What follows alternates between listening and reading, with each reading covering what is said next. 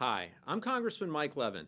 I'm proud to represent North County, San Diego, and South Orange County, with Marine Corps Base Camp Pendleton at the heart of my district.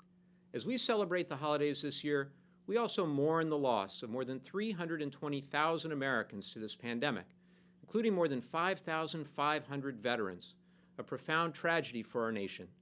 Each individual lost was somebody's parent or grandparent, a son or daughter, a friend or coworker who will be deeply missed, especially during this holiday season.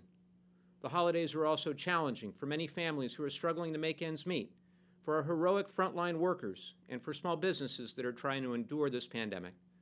I'm proud that Democrats negotiated an emergency coronavirus relief and omnibus package to save lives and livelihoods and crush the virus. This agreement is an important initial step, which we must build on under the Biden-Harris administration. We also took important action last week to honor the service and sacrifice of those who have worn the uniform.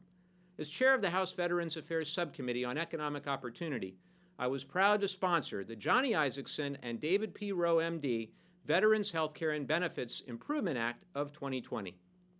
This landmark legislation is the product of years of bipartisan work and the strong leadership of House Veterans Affairs Committee Chairman Mark Takano and Senate Veterans Affairs Committee Ranking Member John Tester.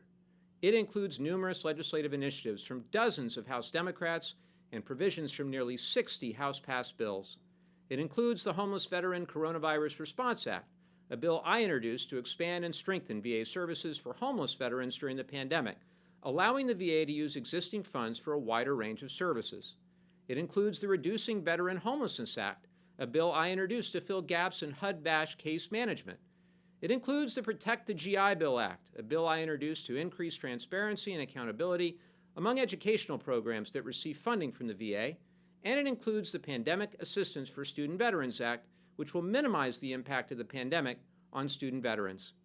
It also includes the Brian Talley VA Employment Transparency Act to support veterans who are the victims of medical malpractice by the VA or its contractors, and the Bill Mulder Transition Improvement Act to make the transition process easier for service members returning to civilian life. All of these provisions are critically important for the economic success and financial security of our veterans, and I was incredibly proud to lead them. However, Speaker Pelosi said it best on the House floor last week when she called the Deborah Sampson Act, led by Congresswoman Julia Brownley, quote, the crown jewel in this package.